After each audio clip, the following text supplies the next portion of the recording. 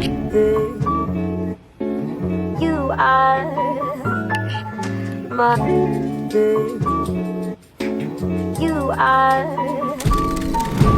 Hey guys, what's up? My name's Grant Borland, and it's been a minute since I've made a YouTube video. A lot's changed, including a new place. I'm in a new studio now. Moved into a new place back in June. It's really been a while since I've made a video because I haven't really done any updates on me or the workspace since then.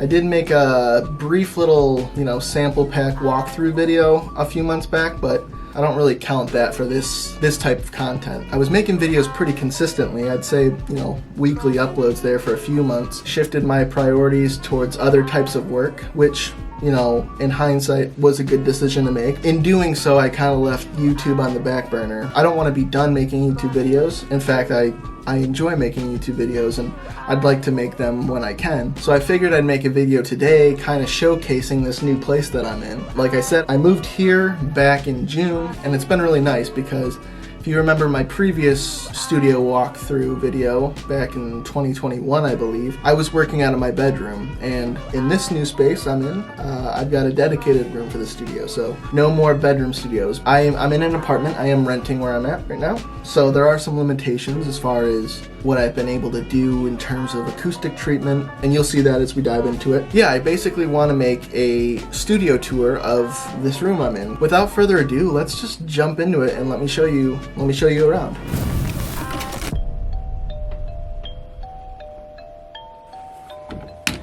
Okay, so here is the studio. I guess the best place to start is probably this corner over here. Okay, so as far as synthesizers go, I've got 3 here. The first one is actually the newest. This is the Osmos by Expressive E.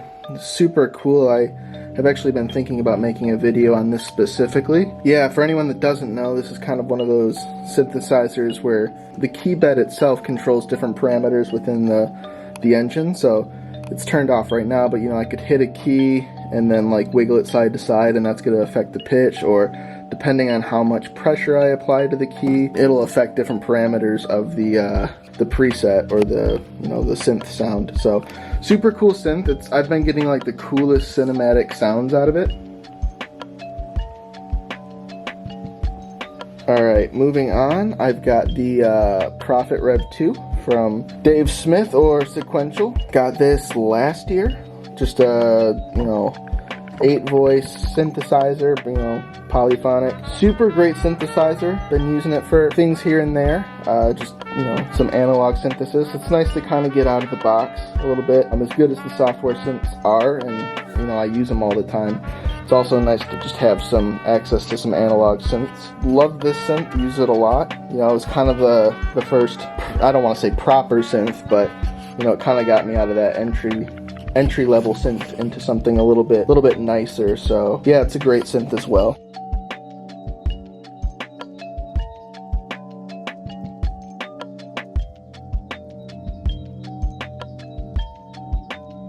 Alright, the next synth we have in here is the Korg Minilog. This was not my first synth, I guess it was my second synth. I still use this one all the time. I'm very comfortable with this one, I would say. Some of these other ones, they're a little overwhelming at times. I learned a lot of synthesis on this thing, and I'm just a lot faster on it if I need to quickly, draw up a sound on it. Great synthesizer. I think it's $500 or so. Definitely worth the money, and I highly advise you to pick it up if you're kind of on the fence about it. And it's got this cool little hidden game most people know about now, but just in case, you go to power it on, and then you can literally twist any knob, and I'll show you. Let me twist the knob.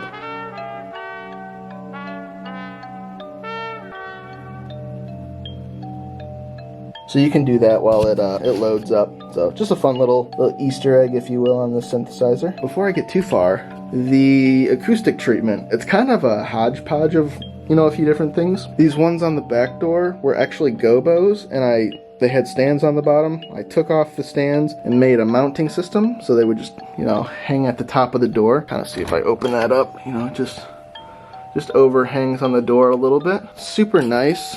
They are by Gick Acoustic. And actually, these panels here, this one and that guy, they're from the same company as well. The bass traps as well as some foam back here. This is, I believe, Oralex is the name of the company. These were literally just leftover pieces from my old home studio, and I've just kind of repurposed them, and since I had them, I threw them up. You know, I'm in an apartment, so it's not, you know, the greatest situation. I would, you know, love to do stuff to the ceiling, maybe put a cloud in, but, you know, I don't know how much construction I want to do in a place like this where I'm renting, but it's something to consider. But I'm making the most out of what I got. So also, these are a couple projects I worked on that actually both just recently won Clio awards. Got the bronze winner for that one and the silver for Extraction 2. So shout out to the trailer houses for winning those. It was really cool, and it was awesome to be a part of those projects. Moving on, got some artwork here. Seeger Rose, big fan of their work. And then just a print from a company called 2046, I believe is what the company's called. It's a little limited run. I just found it on Instagram back in the day. Kind of old stuff that's been around in the studios for a while, but I like that. I did get a new piece of art here, which I really like. This is by an artist named Claude Phaedrus. I'm probably pronouncing that wrong, but I will put his Instagram up right now. So go follow him and check out his work. Really cool. Really like his work. Okay, let's get back to the gear. So above that, I've got the Kemper. This is the Kemper Profiler. This is basically how I get all my guitar tones if I'm not working in the box. I don't have any amplifiers, at least not hooked up right now. My neighbors probably thank me for that. I just do all my guitar tracking through this thing, and it's been great. I've had it for probably 2 or 3 years now, and it's been on countless projects, and I can't say enough good things about it. It suits my needs, and it's perfect for what I do, so this is definitely a piece of gear that should be sticking around for a good while. Moving on below, I've got the Furman M8DX like power supply. So I've had this for a while, and it's got the pull these out. It's got 2 lights, and it's got a little knob. It's a dimmable switch on it. Don't use the lights very often. Yeah, that's what I've been using to basically power up all this and the synths. Below that, I've got my interface. I'm using the Focusrite Scarlett 18i20. This has been in the studio for the better part of, 5 years or so. And then I recently just got the Focusrite Claret Octopre for some extra, ins and outs. Just hooked up to the back of the Scarlett using ADAT, so got, some more channels. If I want to expand the synth collection or anything like that, I'll be able to do so. And then below that, I really don't use this anymore. I probably should sell it, but the Pro VLA2, just a outboard compressor. Nothing wrong with it. I like the way it sounds, but to be honest, I'm just using plugins nowadays. I'm not really bothering printing audio. I feel just based on the nature of the work, you've got to be so fast, and having to do revisions and recall things, like it just makes sense to mix things in the box for the most part. But I do have this for occasional things. Below that, the Lexicon MX200. They call it an effects processor. It's got, like delays and reverbs on it, things like that. Something I also probably should sell. I really don't use this for the same reasons as the Pro VLA2. There is that. Below that, got an Apple mouse and a couple books on guitar pedals, and then another one on topography. I'm a big fan of doing graphic design and things like that. I do a lot of graphic design work for our company called ASTS, which we sell sample packs, and I do all the graphics for that. All right, moving on, I've got the DT 770 Pros by Beyerdynamic. I guess I'm using these occasionally to mix things or work on things late at night when I don't want to wake up the girlfriend or the neighbors. To be honest, I don't really play music too loudly through my monitors, but it is nice to have in the late hours if I'm working on a custom or something with a tight turnaround, tight deadline. These are nice for that, and they're great for Zoom calls. Oh, I forgot to mention as well, the bass traps in the back corners back there, those are also by Gick Acoustics. Now I guess we're getting to the fun part of the studio, the desk itself. I guess I'll start with the monitors, since I was just kind of briefly talking about them. I recently just upgraded to the Barefoot Footprint O2s. Was on the Focal Alpha 65s for, the better part of 3 years. That's probably what I was using if you last watched my previous 2021 studio tour video. But I have recently upgraded to the Barefoot since, I don't know, maybe September, I think is when I got these. So it's been, you know, a couple months now. I love them. You know, I wanted to get into some monitors that were three-way. So, you know, you've got your tweeter, you got a mid-range, and then you got subs on both sides, you can kind of see. I mean, the thing I notice on them is just the clarity. I think that's a big thing I noticed going from the Focals to this, and it makes sense since you have, you know, dedicated, you know, tweeter and a mid-range. And then the low end's really good too. The low end felt pretty comparable to the Focals I had, which was the reason I loved them so much. So it's kind of nice. I feel like the low end sounds similar on these, but then I'm getting a little bit more top end clarity now too. So it's like it took the things I loved the most about the Focals and just kind of improved upon them. Yeah, I love them. Super detailed sounding. Yeah, big fan. Here's the other one. Same kind of thing, you know, kind of dark, but yeah, got a sub on both sides. And then the thing is with the Footprint 02s, I believe that this is a 6.5 inch woofer as opposed to like the Footprint 01, which I believe is an 8 inch, so it's a little bit bigger than these. Oh, and they come with this little, I think they call it the meme. I want to call it the meme technology. But basically it models different speaker types. So, you know, you have the hi-fi system, have flat, which is what I usually use it on, but then you have the old school, which mimics the sound of the Yamaha NS10s. You've seen them in every studio since like the 80s or whatever. Mimics those, and then the Cube, which mimics the Auratone, is that the name of the company?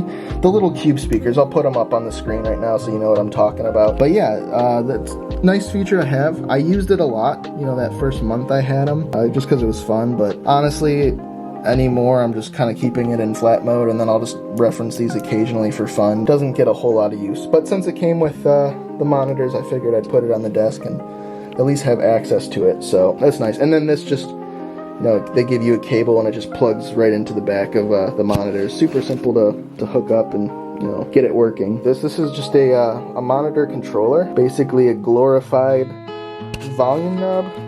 Not super necessary, but I can check things in mono. I have the option, if I had a second set of monitors, I could flip to another set. You know, they give you the option to do that. So you can hook up there in the back. But this is Heritage Audio's Baby RAM. It's nice. This is a new thing too. I was using, forget what it's called. It's by Mackie. It's a passive monitor controller. I mean, I was using that for a while, but then I realized when I hooked it up to the Barefoots that there was like this certain, I don't want to say a hum, but it was like this high-pitched ringing more so that I had never noticed before on the Focals. And I took a shot and said it's probably the monitor controllers, not the speakers themselves, or at least I hope so, because it's a lot more affordable to replace one of these as it is one of these. I replaced this and it actually took care of the problem, so it was an issue with the Mackie one I had. So this has been great. Love that. Kind of looks like a piece of Neve gear. I think that's kind of what they were going for. Volume level, it clicks. So it's, you know, got a nice click to it. It's pretty, you know, the build quality is pretty good on it too. So yeah, I think that'll stick around for a good while. Moving on, this little guy, just it's a fancy place to store guitar picks. So that's what that's for. Brian, you know, is Oblique Strategies. I feel like every composer has one of those on their desk, and I'm no better. I've had this around for a little while now. Actually, they're basically just like creative prompts. Which is hard to do with one hand, but basically, yeah. Well, there you go. What wouldn't you do? Yeah, they're basically little prompts to help you when you're in, you know, a creative rut, or maybe you have writer's block. Here's another one. Nice to have around. More of a fun novelty thing these days than anything, but every once in a while I'll flip through those. Got the Korg Nano Control. Actually looks kind of dusty on the camera. I just kind of use it basically for some basic transport functions. You know, record, stop, play, you know, skip around, things like that. I use some of these knobs to automate certain parameters on plugins, but I'm not really using this portion too often. As far as like modulation and pitch bends and stuff, I'm usually just using my MIDI controller down here, which we'll get into in a second, but basically a quick way to use, you know, the play, record, stop, all that stuff. As far as my computer goes, this is the Mac Studio. I got this last year. It is the M1 Ultra, 128 gigabytes of RAM. It's just a absolute animal of a machine. I was using a 2015 iMac prior with like 32 gigs of RAM, and so going up here to the to 128 gigs of RAM has just been a game changer for me. I guess we can talk about the MIDI controller real quick too. This is the Launch Key 61 by Novation. Great 61 key synth. Or not synth, sorry, MIDI controller. I use this for everything. I mean, sample libraries, software synth, all that. I mean, this is getting the job done. It's not a very expensive one. I'm sure I paid somewhere between $200 or $300 for this. I mean, the keys are a little cheap feeling, but I'm kind of a fan of, cheaper keys. I'm always slamming on them, for drums and things like that. And I feel like they're just like a little bit snappier than like weighted keyboards. It's really nice with like drumming and stuff. I just like the snappier feel of the keys, which is kind of why I tend to lean towards these cheaper keyboards, but there are certainly nicer options out there. Just a personal preference thing, really. Oh, I also have that connected to just like a sustain pedal, so I step on that and it'll, sustain notes and stuff. Oh, also I meant to say, this desk itself is the output platform, I believe it's called. Great desk. God, when did I get it? 2020? I've had this was in the previous studio tour as well, but this is the output platform. Got it during COVID, sometime during 2020, I believe. Great desk. I mean, I love it. I love the tier system. I like that I've got the slide out tray. It's everything I could want in a desk, and I think it looks pretty good too. I like the design of it. I kind of went with the, I think they call it the natural finish, the lighter wood.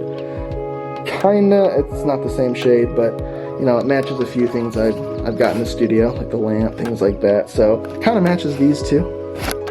Kind of got a theme going. Black, light natural wood, and got some green as well. Real quick too, this is a new addition. I got this thing back here. It's just a little arm that I put my DSLR camera on, and so I can pull it out, and then my camera can face me if I want to make videos from this angle, that sort of thing. So that was new. I just got that attached to the back of the desk and have yet to really use it on anything, but gives me an excuse to start making YouTube videos again. Next we have guitars. I'll go through these really quickly. Fender Jazzmaster.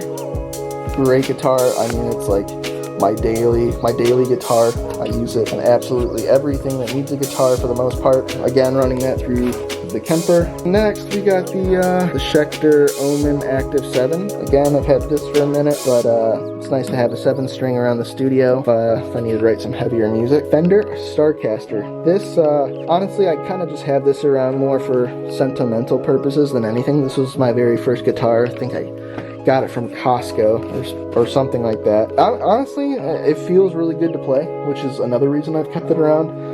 I really don't use it as much as, say, the Jazzmaster. Yeah, it still has a place in my heart. I've got a bass guitar, just a Squier Jazz. Not really a bass player, but sometimes it's nice to lay down, live recordings, and I wanted the ability to do that, so I always like the body style on these.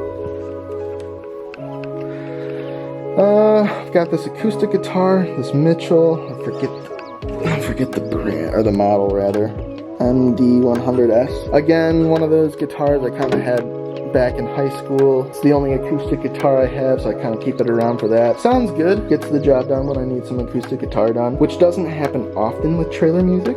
Could be the new trend though. But no, it's good for like, TV production music, things like that, so it'll find its way onto those types of tracks.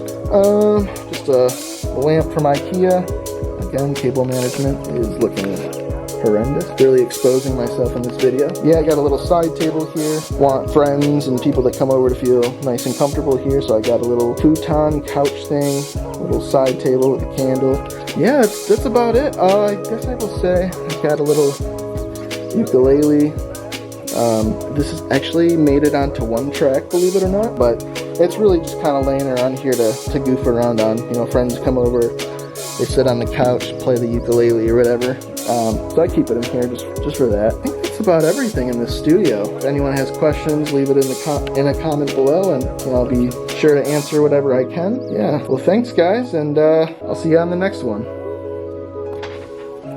Alright guys, and that's it. That's my studio. Thank you guys for coming along. I'll go ahead and I'll leave a description down below of pieces of gear that I have. I'll try to link what I can. If you have any questions, please leave me a comment, and I'll get back to you as soon as I can on it. I think that's it. So, alright guys, thanks for watching, and I'll see you next time.